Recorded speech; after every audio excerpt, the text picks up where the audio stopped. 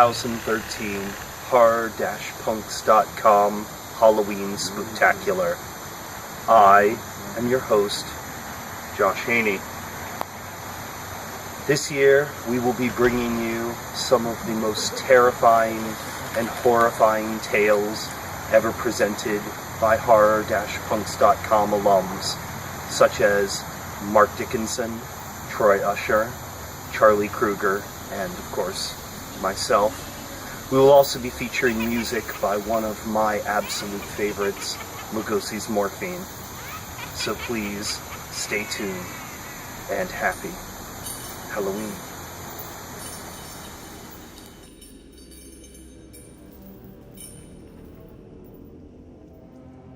Mournful commute. A sadness so heavy as rain fills the skies. Tears flow non-stop from swollen eyes. Silence is golden in this solemn parade. To face death once again is just a charade. Mourning it passes with the falling leaves. There's nothing left in this day but to grieve. Say farewells, give hugs all around. To watch a loved one go to the ground. For the devil hoards souls just like his loot. Around the bend comes the end to this mournful commute.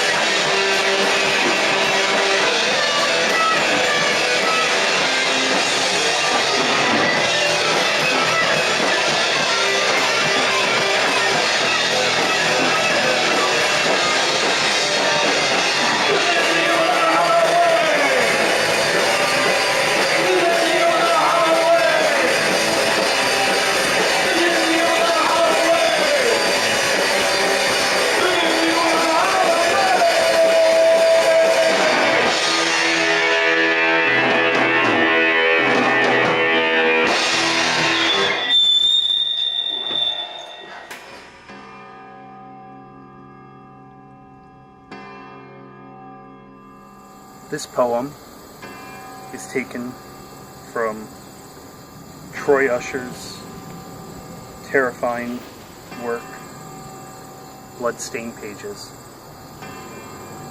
It's titled Plagues. Dance in the flame, burning at the stake. Suffer under wicked skies, the black magic that you make. Power in your hands, fury in your eyes. Wield a fate of 3 plagues: darkness, death and flies. Come to me, the children of Samhain. Upon our cross the world will never be the same. The dead will walk upon the fallen souls, delivering the mortal meek to the fiery coals. Open the vein, lead your devotion unto me, the able to my cane, the cure to my disease. Afraid inside your praise, no more praying can you do. The evil of 3 plagues separates the lies from the truth. Ascend to burn on blackened wing, choirs chime the haunting rhyme that the ravens sing. The spells we cast shall be the law of the land, inverted in 5 points across the palm of my hand.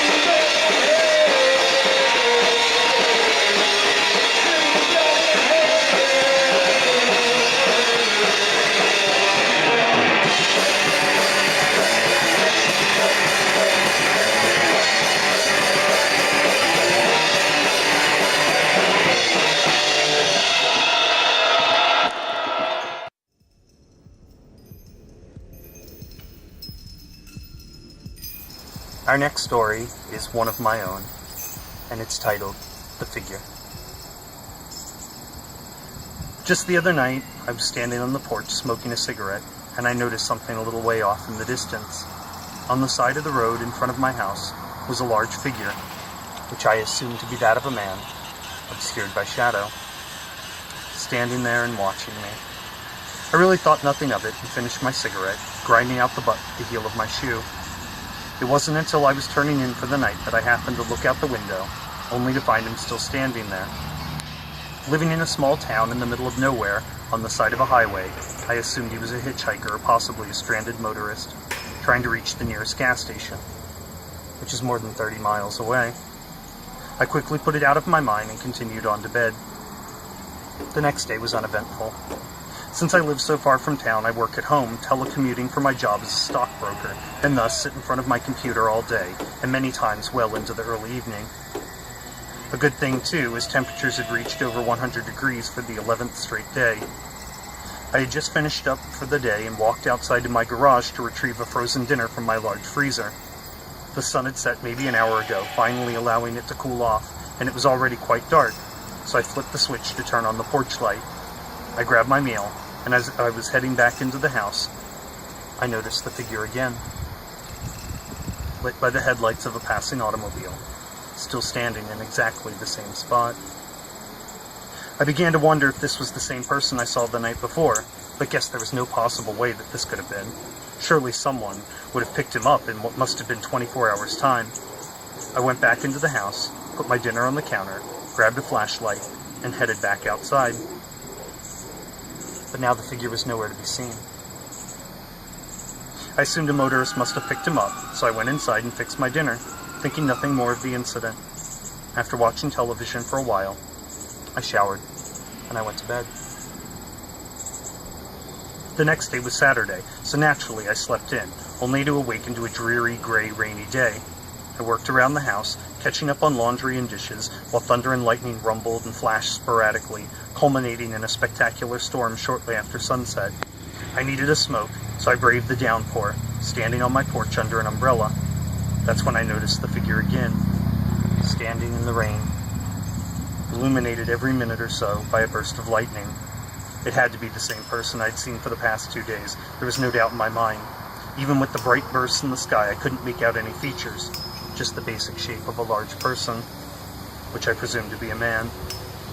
I stared intently, hoping to catch a glimpse of the stranger, but to no avail. I finished my cigarette and went inside, double-locking my door, which was something I normally wouldn't do. I opened the blinds and watched with rapt attention for an hour, maybe longer, observing the figure standing there. Cars went by, and lightning cracked the sky intermittently. Still, he didn't move. I had to know who this person was, so I finally made up my mind to go out and see who the stranger was once and for all. I hastily threw on a jacket and a pair of rubber boots, grabbed my flashlight and still-soaked umbrella, and headed out into the torrent of rain. The wind had picked up considerably, making the raindrops pelt my face mercilessly. I could barely see to the road, but walked on towards where I knew I had seen the figure earlier. I shined my flashlight in that direction, and saw nobody. I walked on closer and closer, needing to know what was going on. Was I crazy? Imagining a person that wasn't there? I finally reached the spot, but no figure was present. There was nothing, just an empty stretch of road. A loud thunder crash made me jump and drop my flashlight. It rolled a little way and came to a stop, and there, caught in the beam, was the bloated body of a large man caught up in the mangled frame of a motorcycle. His neck was twisted at an unnatural angle. I called the police, and they came, asking me how I had come to look into the ditch, but I told them nothing about the shadowy figure I had seen. They said he must have run off the road and died instantly. The coroner was called out, and estimated that he must have been there for a couple of days. They cut the body free from the wreckage, loaded it into the ambulance, and hauled off what was left of the bike. Since then, I haven't seen the figure again. I don't know how to explain what I saw, and maybe I never will, but I do know in my heart of hearts that I saw him standing in front of my house, waiting. Hey, we are LUGOSI'S MORPHINE. This is one of our new tunes. It's going to be on our next CD. This one's called Headless.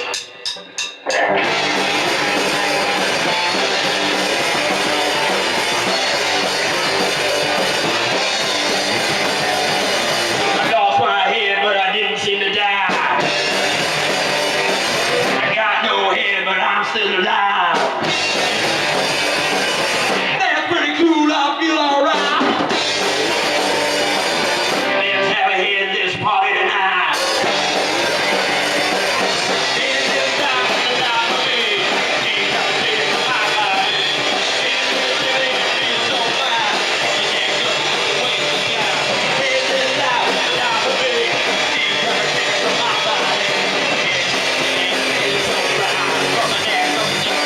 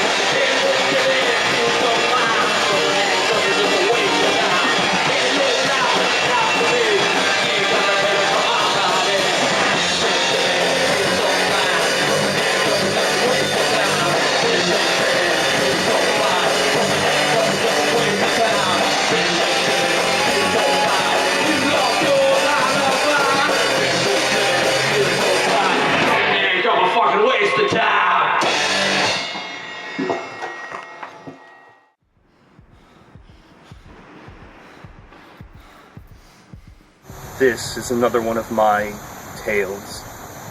It's titled Tonight's Entertainment. It'll really help out the business, not to mention maybe spicing up our marriage. Joanna just looked at her husband, hurt crossed with resentment marring her pretty face. But honestly, she began, I really don't want to do it.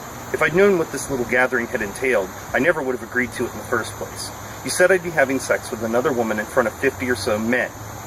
Bill quickly tried to defuse the situation. The toastmaster was nearing the end of his speech, which meant that there was precious little time for he and his wife to be squabbling over something as trivial as the night's entertainment. If he didn't care, why should she? But that kind of reasoning wasn't working. It was time to resort to Plan B. You didn't have a problem doing it when we were in college. As soon as the words had passed his lips, Bill knew that Plan B had just blown up in his face. And before he could even think of any kind of damage control, Joanna, angry and red-faced, was all over him. Asshole! You son of a bitch! How could you? Sure, she had done some wild things in college, even included Bill in some of her escapades. But that was college.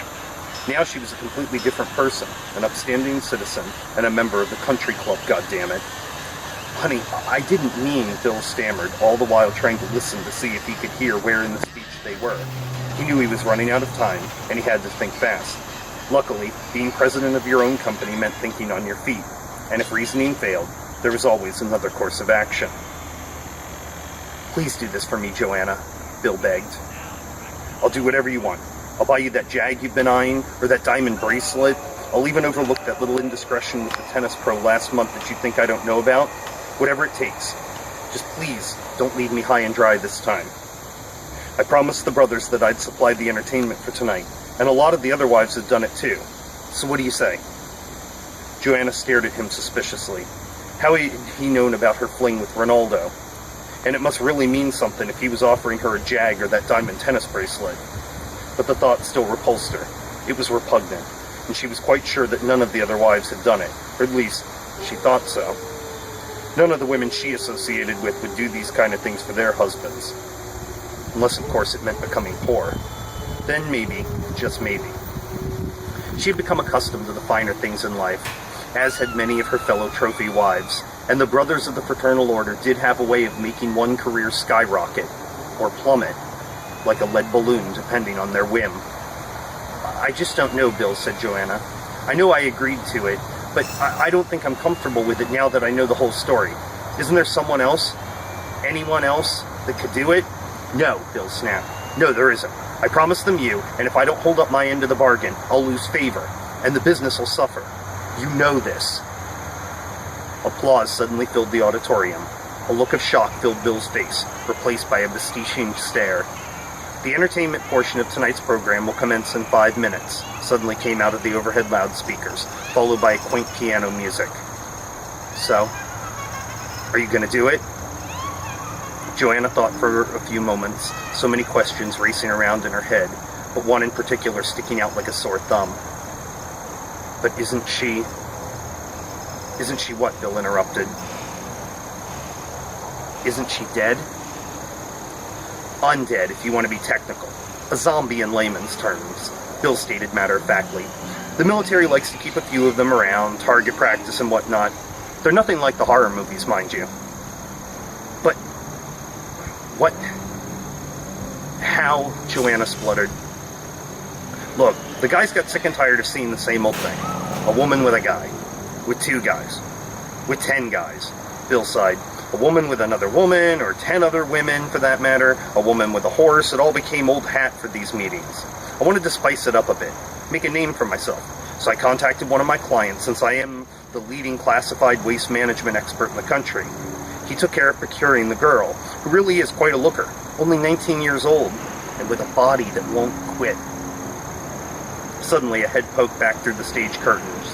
A pudgy, balding man with glasses looked Joanna up and down before turning to Bill. We're ready for her, brother. Then he was gone, and another announcement was coming over the loudspeaker. We have a very special treat in store for you tonight, brothers, so put your hands together for tonight's entertainment. A cheer and applause filled the room as something began to happen on the stage. Joanna pulled the curtain aside and stared as it rose, revealing a nubile young girl tied spread eagle to a 4-post bed. She was very pale and had long blonde-brown hair that covered most of her face. Small perky breasts, a flat stomach, and a thatch of auburn pubic hair that hid the dewy lips of her sex. This was not at all what Joanna had been expecting, and she squeezed her thighs together just as a wave of catcalls came from the audience. "Well?" Bill whispered, his voice startling her. "Okay, I'll do it," Joanna answered. "But you owe me." Bill just grinned at her as he unzipped her dress and helped her out of her bra. Joanna walked slowly but confidently out onto the stage, and the spectators went wild. Even though she'd been married for more than 12 years, she had not let her body go like so many of her friends. Her blonde hair came to past her shoulders and tickled her nipples as she walked towards the bed. Her body was long and lean, and she noticed a group of men congratulating Bill out of the corner of her eye. She had no pubic hair, preferring to keep herself shaved bare, and the long hours she put in at the gym really showed in this situation. Upon reaching the bed, she slowly ran her hands over the girl's body, a hush falling over the crowd, touching her here and there as the girl strained at her bonds and growled. At first, this unnerved Joanna, but she was here to put on a show. She slid her hands over the girl's firm breasts and pinched her nipples, causing not so much a groan as a growl. Moving lower, her fingers danced across the impossibly flat stomach of a teenage vixen. Her own body had never looked this good, she thought to herself. Bill had really outdone himself, even if this girl wasn't actually a girl anymore, in the truest sense of the word. She decided to get the ball rolling and plunged her fingers deep into the girl's splayed vagina, pushing in and out rhythmically before mounting the girl in the 69 position and grinding her clitoris away against the girl's chin while she lapped and fingered at the hole in front of her. The girl didn't react as Joanna had planned. She bucked against the restraints, trying in vain to free herself. Joanna hung on, riding the girl while staring intently at the crowd of men. The audience turned her on more than she would have thought possible. A half an hour went by before she finally rolled off the girl to the sound of cheers. Bill, walking onto the stage, wrapping her in a silk bathrobe and escorting her to the car. Lost in the moment, she didn't even realize that the girl had bitten deeply into the crease where her thigh met her labia. A week later, Bill returned home from work early, a brand new cherry red Jag in his possession and a diamond tennis bracelet in his pocket. Joanna was nowhere to be found at first, but he eventually found her upstairs, still in their bed, where he had left her that morning. She was pale, dark circles around her eyes, and looked as if she hadn't showered yet today. "What's wrong, honey?" "I'm not sure," said Joanna. "I've been feeling kind of sick for a few days now." Bill handed her the keys to the Jag and the box that contained the bracelet, hoping that they would snap her out of her funk, but neither of the trinkets seemed to impress Joanna. Finally, he gave up and sat down next to her on the bed. Feeling for her, Bill leaned in for a hug. Joanna sniffed at his neck and immediately perked up. "You know what I think would really help me feel better?" "What?" Bill inquired. "Anything you want. Just ask." Licking her lips, a gleam in her eye, Joanna replied, "A bite to eat."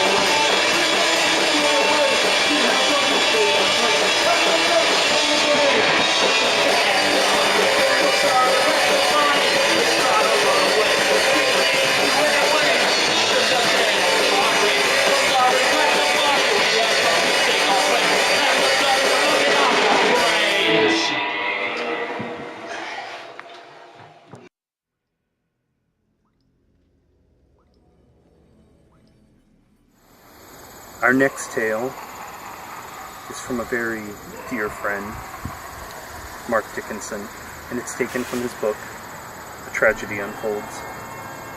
It's called The Morning Commute. It was 6 a.m. when the bus rolled through a dewy darkness enveloped by a thick fog. On the bus sat a few passengers resembling the walking dead, nodding in and out of consciousness, all on their way to their respective places of employment. The ride from point A to point B was only an hour, but the short ride seemed to take an eternity.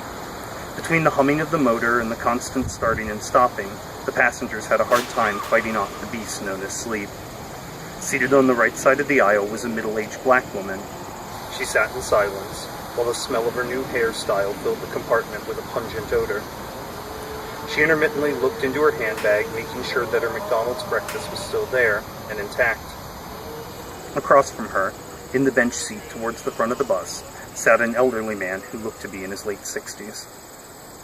He was wearing a disheveled white suit and a white-rimmed hat with a black band surrounding the base, with his white hair hanging limp from beneath it. He sat alone with 2 small suitcases.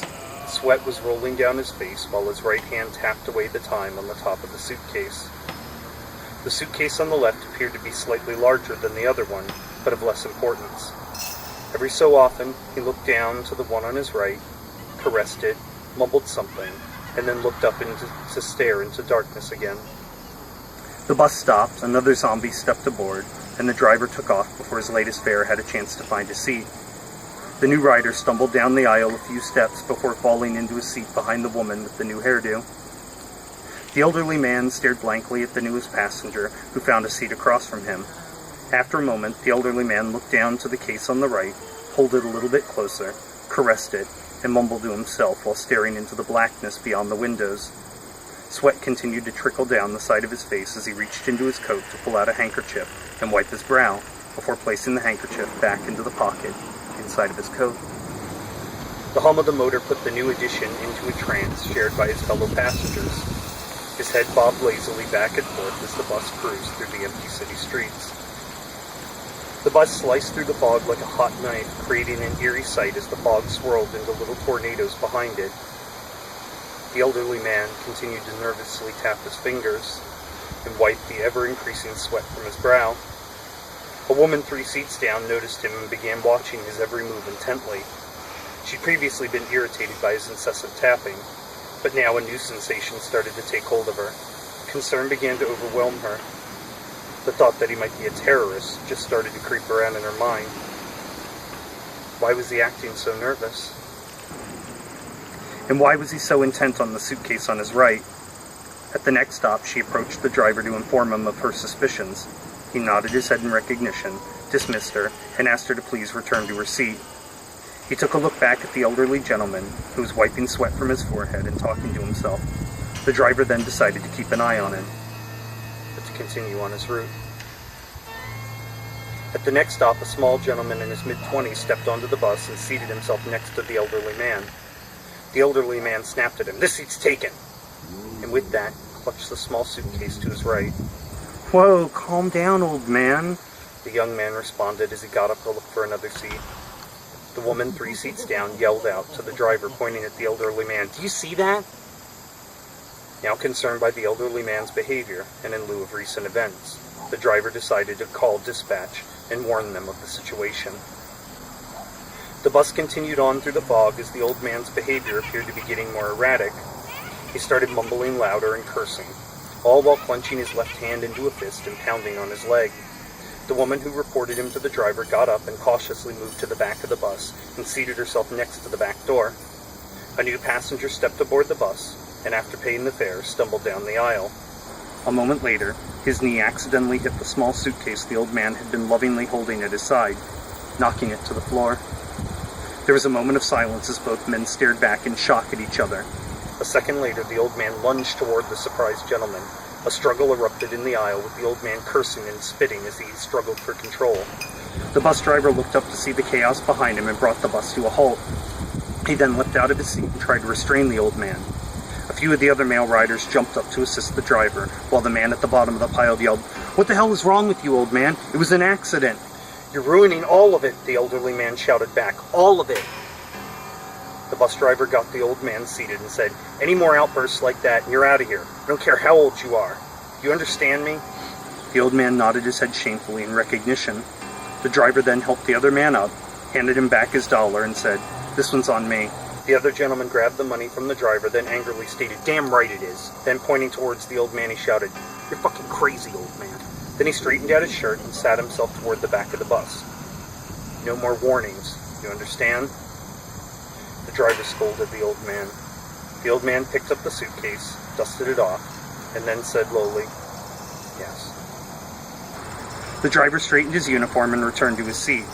While putting on his seatbelt, he looked into his mirror to make sure everyone was settled, picked up his handset, and then called dispatch again to inform them of the new situation.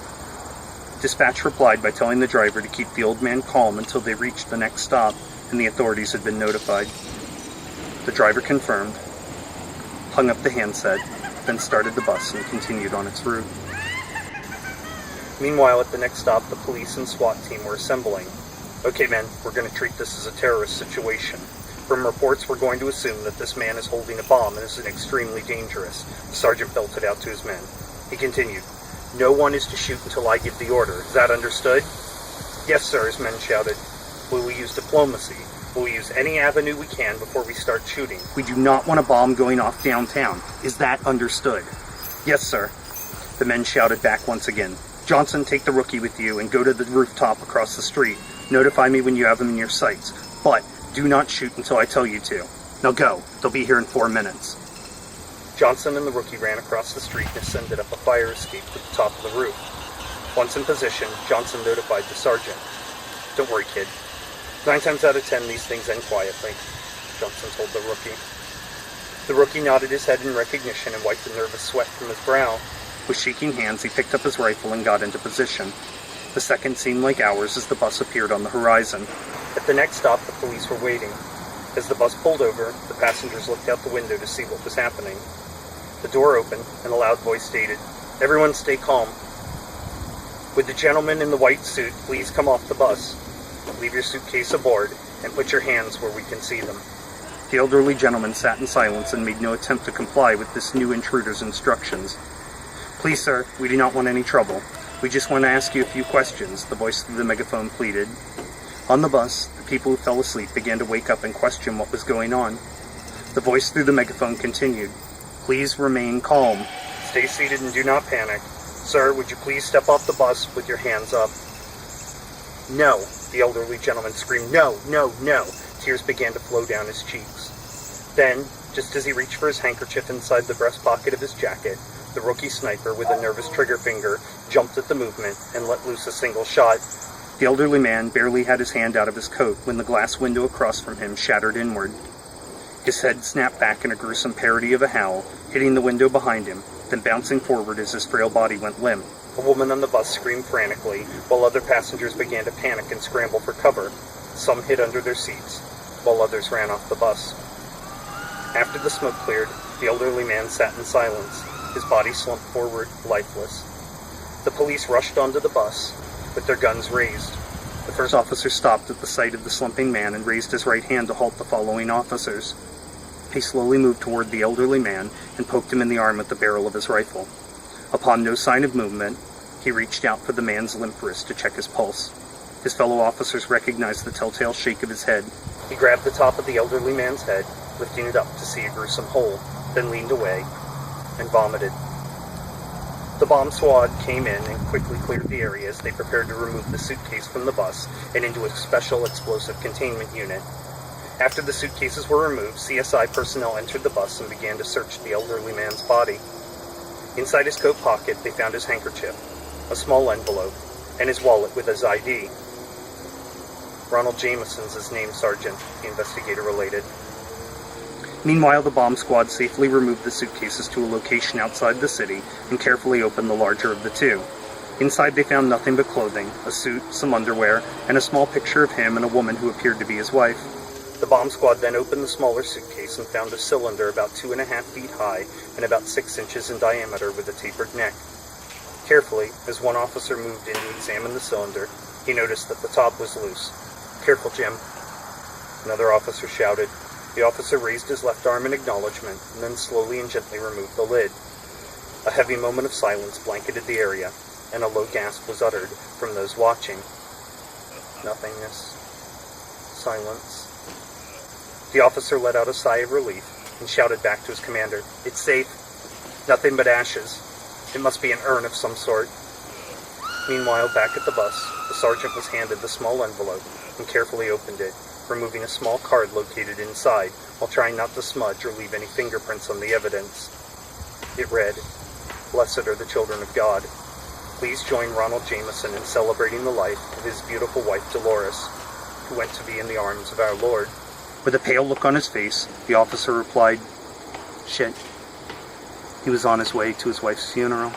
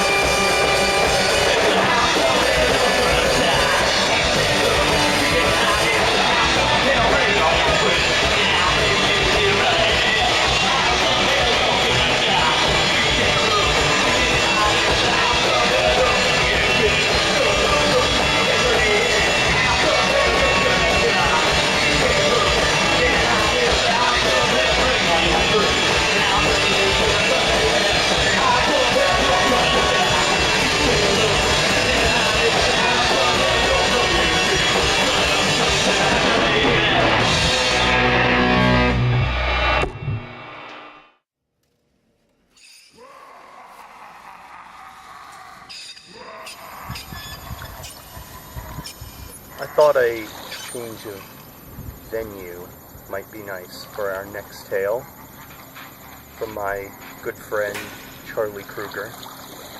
It's entitled The Captain and the Endless Black Ocean. A thick, disgusting water started to rise up from the bottom of the wooden floor. Trevor knew that he was getting closer to hell, and all things horrible. The darkened lighting of the old ship made it hard to see everything, and made it almost impossible to navigate around in the growing wetness without banging into things. Finally, though, he found his way to the staircase that led up to the next floor. In the gritty darkness, he smiled. It was a full and furious smile, one that stood as a signal, a waving flag for what would come. On the next level of the traveling wooden ship, he shook off some of the oily water that had attached itself in an almost symbiotic way to his old leather boots and ratty jean cuffs. The guiding light of a smile that was chopped into the pale goose white face of his continued to gleam. He was able to see a little better here, but he still wasn't at the surface. The sky was still hidden from him. He moved onwards, listening to the moans and calls of the passengers, the prisoners aboard his ship. The smile grew. He worked his way up the wooden staircase, fully aware of the moans, fully enthused by the gooey water that he had seen seep into the hull of his ship. Upon the main floor, the exposed top level of his ancient wooden vessel, he took in a sharp, harsh breath. The air was acrid and seemingly dead. He swallowed up the hanging, humid death around him, and the smile hit its peak. Up on the top of the ship, he could see his small but powerful crew at work, manning the huge stained sails, standing at the mildew-encrusted wheel ready to steer, and holding huge, impossibly endless mats of black water and engrossing darkness. Trevor shouted, "The water's risen. We must be close." The crew nodded. They were happy, visibly, that their job for the day was almost over. A sense of relaxation washed over them. The one standing by the maps began the laborious job of folding up the old parchment, animal hide, and paper maps. They had a definite order and a definite folding pattern. It would take the rest of the journey to finish the job. Trevor moved briskly towards the wheel and his first officer. The first officer was a well-bearded man with thick scratch glasses. His mustache was a dark black that nature's sole fear, while the rest of his hair was a dirty gray. He wore his salt-stained, fading dark blue coat, with all the golden buttons buttoned, and his tight black pants fastened and pressed up to his old skin. He was a vision of order and of protocol. Trevor smiled a different smile. It wasn't the pleased, beaming scar that he had worn proudly just prior. It was a small, smirking, knowing smile. The smile an old friend gives another as a greeting. The kind that says, "I know you better than I know myself." The kind people all wish to have given to them one day, but few ever will. Trevor said, "I trust all was in order up here, Seth." His smile faded and hid behind the mandatory "this is my job now" face that all superiors must give their workers at all times. Seth said, "As always, Captain. Are the cages tended?" This was the conversation of two workers, two friends, two souls forever linked. This was a conversation where more was said with the batting of an eye and the twisting of the corners of the mouth than any of the audible words that were thrown out like well-armed soldiers. Each word was trained from birth and part of a long and expendable line of appropriate and efficient questions. These were the questions all workers on the boat had to ask. These were the vocabulary tools of the trade. The two laughed inside at the little conversation that only they could hear. The others that were near the first mate, Seth, nodded along to the bone-dry formal conversations that they could hear. These were the things that made the boat continue on safely. Trevor turned to the men near the wheel and told them to keep on the straight course, that it was simply the home stretch now and soon they would arrive there. As always, the men shot out their little verbal soldiers and marched their respect and systematic honor right to Trevor's old and salt-scarred ears. With that, the two men, the two friends, walked towards the wooden staircase again. The boards of the ship creaked as large, vicious black waves pounded the wood-planked and tar-painted sides of the old boat. As the two men walked their decaying leather boots over the bleached and time-faded floorboards, they creaked as well. Everything creaked. The stairs were more welcoming this time for Trevor. Not that they were unwelcoming before, but now, with a friend in tow, he felt a little better. The two descended slowly. They were in no real rush. They would have quite some time in this final home stretch, as Trevor had put it. They would have all the time they needed for their little conversation. The people in the cages that lined the sides of the hull and the entire bottom level of the ship called and prayed for help. They didn't scream. There was something about the passengers of the ship. They never screamed, not this load, not the load before that, and not the millions that had been brought to the destination on this ship, both before and now after Trevor and Seth became part of the crew. The old wooden beast had been around longer than either one of the two had spent walking the green grass that covered the deep, rich red-brown of Earth. It had existed longer than either had walked on the gray sand of their destination. Regardless, though, the passengers, as they were called by the crew, never screamed. They never shouted and they never yelled. Never before in the history of the ship had a screech or a yelp been heard. Those weren't the sounds that these passengers ever had or ever would make. The passengers here just moaned. They wailed softly and they prayed endlessly. Their pain, their appearance, and their sounds were much more blunt, more rounded at the tip. Their sounds could never be described as pointy, only soft and depressing. The wailing continued as Trevor and Seth moved through the hallways around the cages back towards Trevor's cabin. The back of the ship had 3 rooms. They were the only rooms on the whole ship that weren't iron-barred cells. They were prisons, though. There should be no mistake about that. The 3 rooms were 2 large ones and a small personal one. The first of the large rooms was the kitchen, though kitchen is a strange word to use for what the place really was. It was simply where the rum and ale were stored. The little food that the crew needed was also stored there. The second large room was a huge bedroom. It was where the crew took shifts sleeping. And then there was the small room. It was Trevor's room. It was small and only had a hammock and a desk. The desk housed a pathetic attempt at a journal and an assortment of fine and exotic liquors. The hammock held Trevor while he slept. The 2 men moved like the captain and the first mate of such a ship were expected to move. Stiff, rigid, and stoic. They weren't friendly, and yet they weren't cold and off-putting. They worked their jobs, and their jobs worked them. The 2 had been friends long before their job here on the wooden monster they lived and died in little by little now. Trevor had been born into a middle-class family. They were not rich, but they were not poor. Their family attitude was very similar. A boring family with boring jobs and boring aspirations. Trevor wanted none of that. His interest in all things new and strange sent him around his small town quickly looking for things to do. At the age of 18, though, he and his friend Seth had gambled down at the wharf with 2 old seafarers. The seafarers looked older than the human body ever should be able to look. They moved slowly, and they put up gold rings, beautiful necklaces, and other fine riches against the 2 boys' pennies and whatever else they could find. The old men lost every game, and then upped the ante the next time. Seth ignored the fact that his cell phone was ringing because he knew it would be his parents calling, telling him that his microwave dinner was getting cold and that they would be going to sleep soon. This little adventure was far more interesting than microwave meatloaf and wax-tasting corn. The old men then lost their last hand. They had no more riches. They had no more gold. Trevor and Seth, 2 young boys who played for a thrill, then got up to leave. There wasn't a night that goes by that the 2 don't regret not leaving right then and there. The old men then said that they would stake their jobs for Trevor and Seth's jobs. The 2 boys didn't work. They went to a local high school and hung out all day.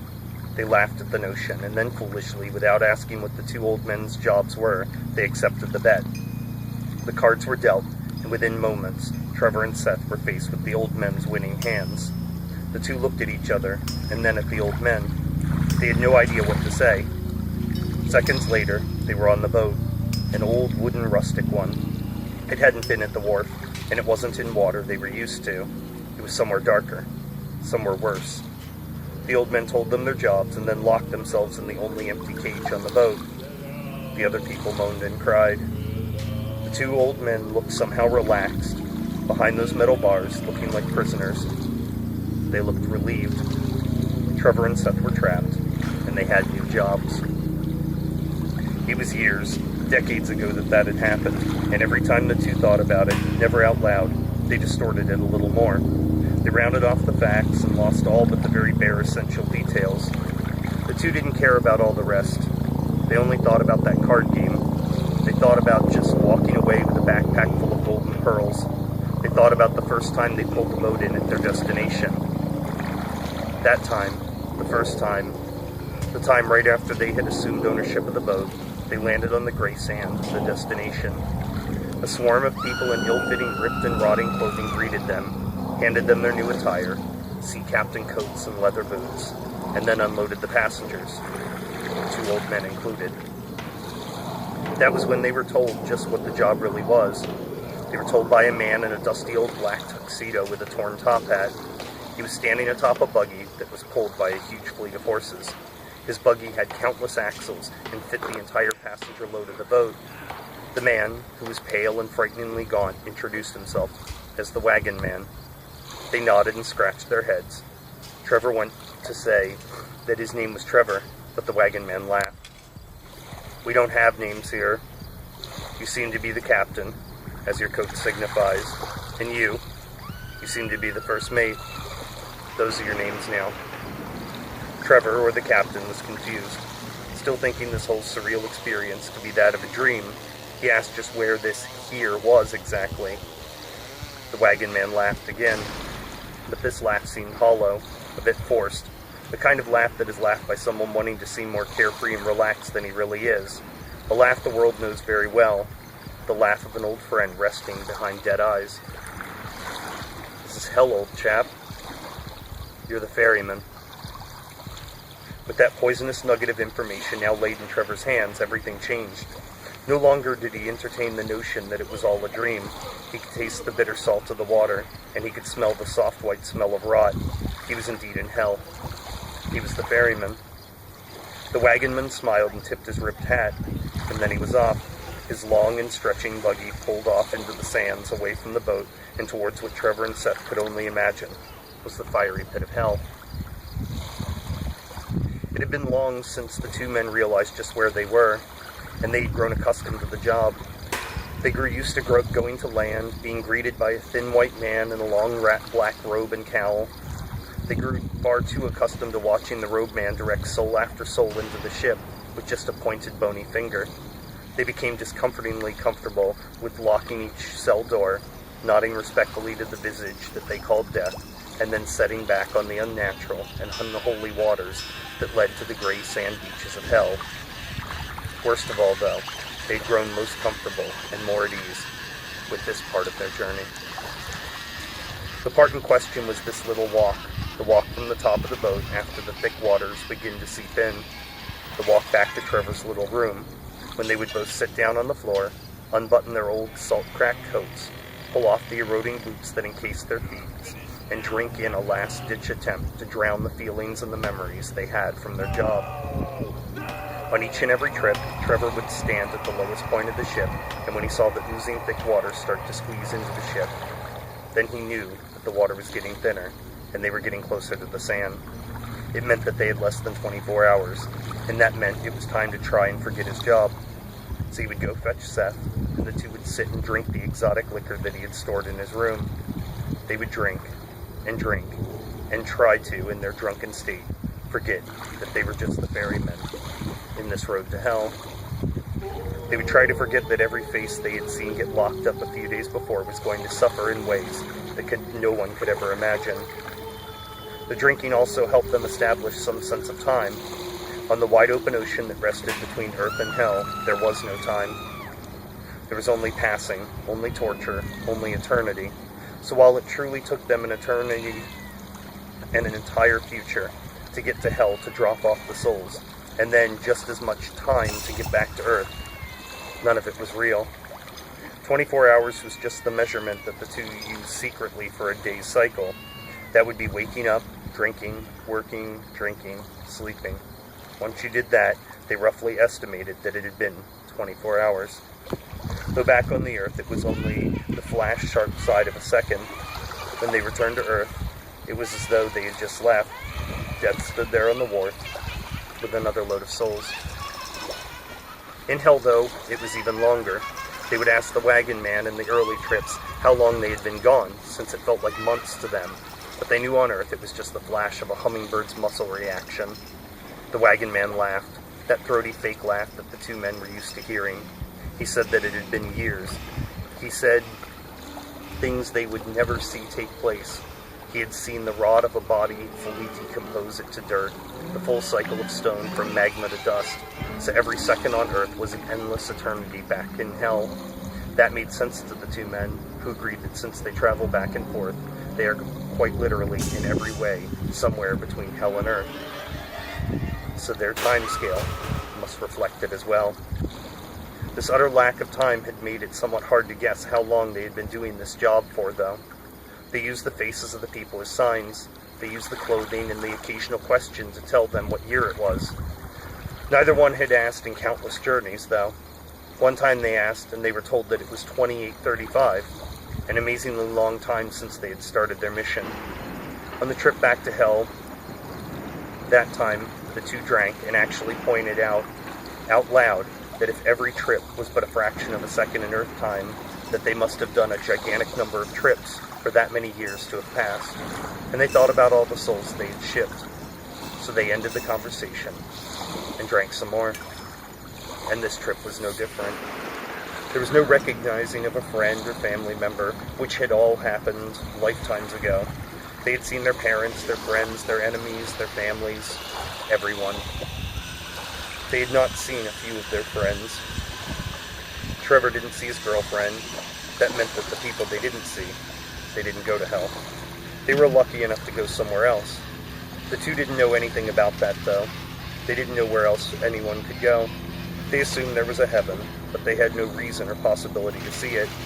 They figured, though, the fact that their predecessors had gone to hell, that would be where they would end up at some time. As their super slowed aging ticked away at them, they realized they had only aged what seemed like 40 years over what had been close to 1,000 years back on Earth. And the old men they had seen looked like they were well over 100. So they worked on. They worked on, all while knowing that this was just them paving their own way to hell.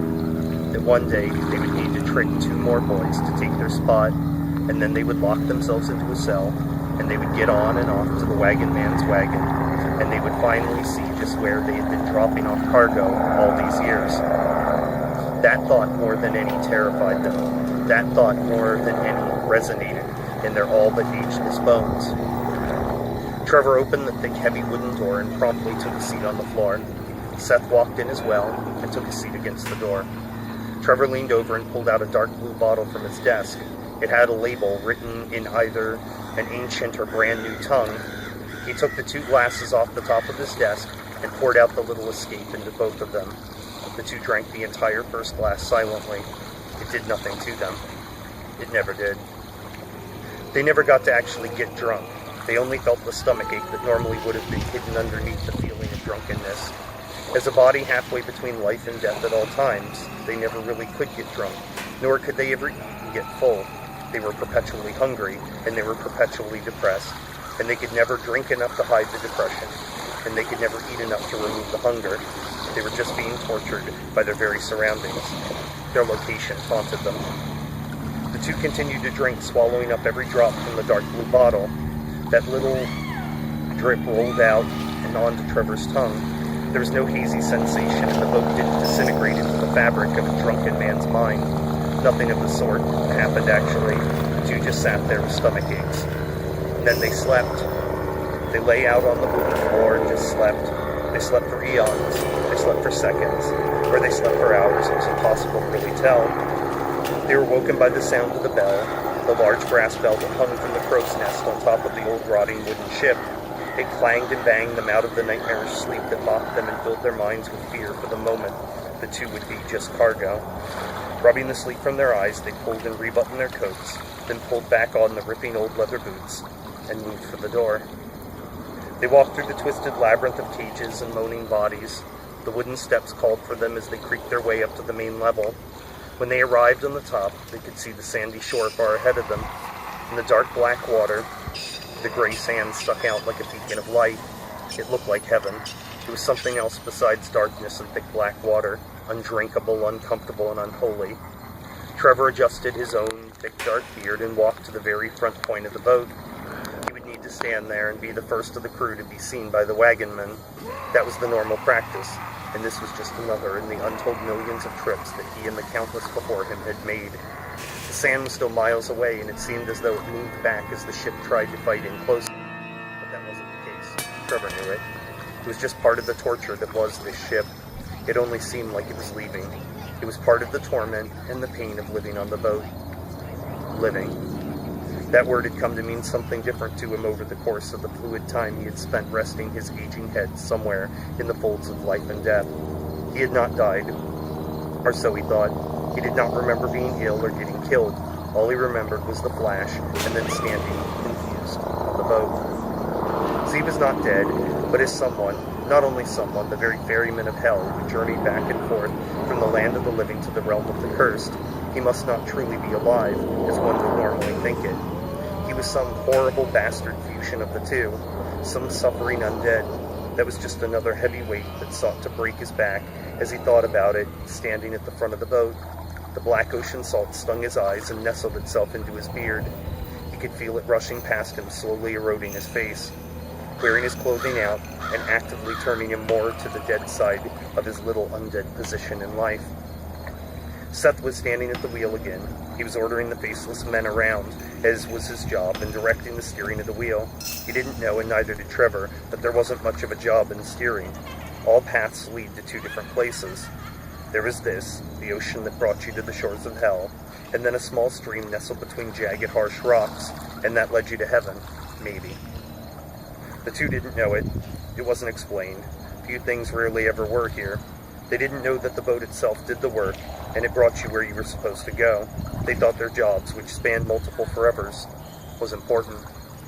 If not vital, then at least important. The beach approached. The sight was something to see. The gray sands formed themselves into dunes and flat areas. It looked beautiful in its own way. About a few hundred feet behind the sand, through the grass started. A dark purple, a color with no life in it at all. Hue bathed the grass.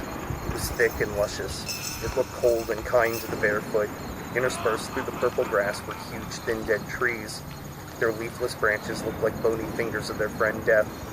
The whole place was something out of a nightmare, or a child's dream. There was no moon and there was no sun.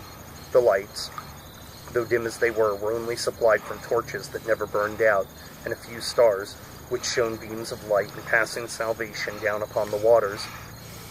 Over the sandy shore, though, there were no stars, only torches, only campfires or bonfires, and all of them along a narrow pathway, one with two deep grooves on the sides, tire tracks. Down that path the two had brainstormed. There must have laid a horrible place, a place where torture was a godsend and where minor pains would be extended for eons, driving your soul right to the breaking point. They both feared the place, and they felt their ragged hearts fall a little bit in their chests each time they ran aground upon the wet gray sand. Every trip, every load of crying, waiting cargo brought them closer to the unknown deadline, they thought. Every trip increased their dread, their fear, and their cracked human feelings. Trevor stood at the very front of the boat and waited.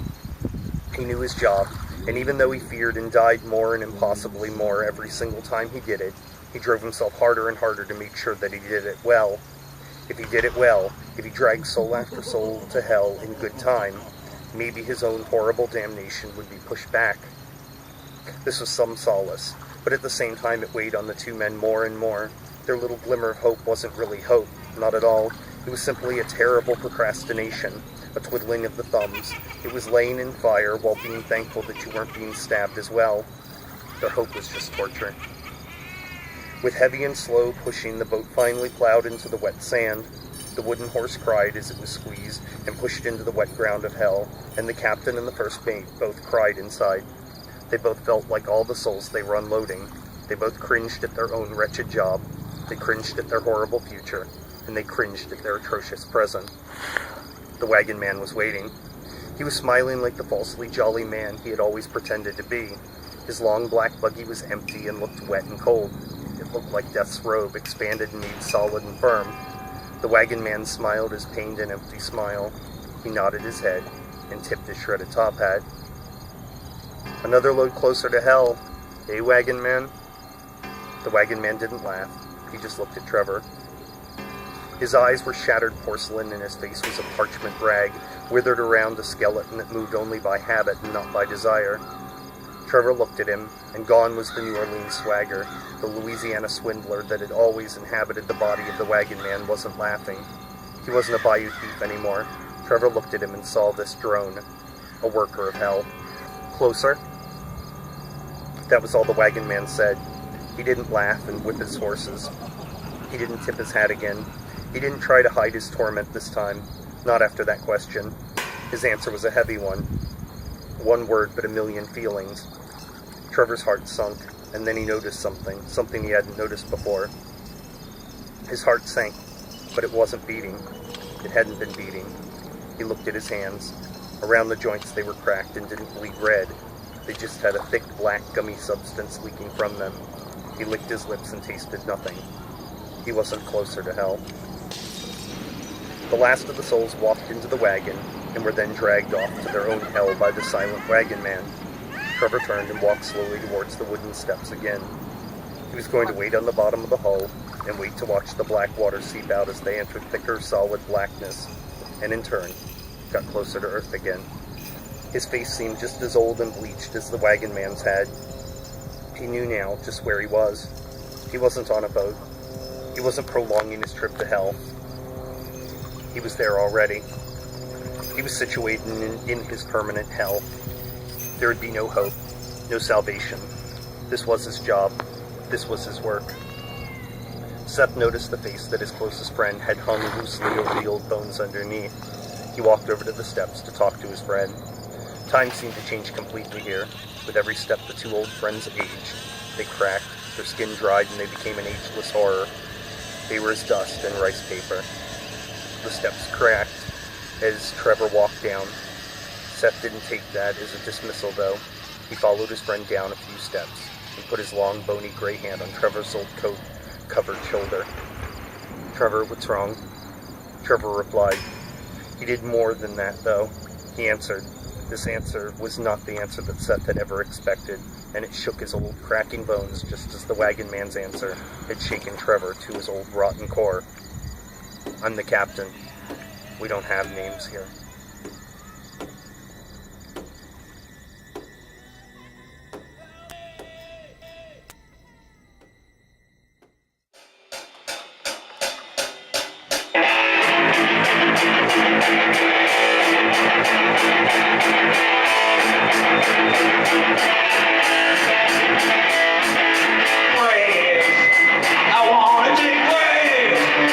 I got a spade in an ass and a sack in another.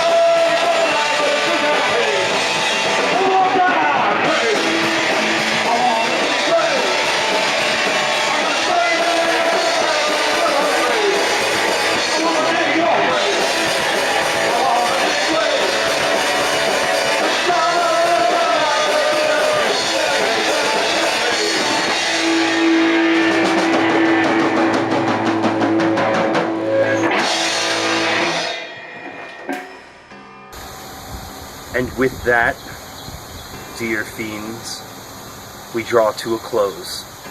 On behalf of everyone at horror-punks.com, I bid you pleasant nightmares.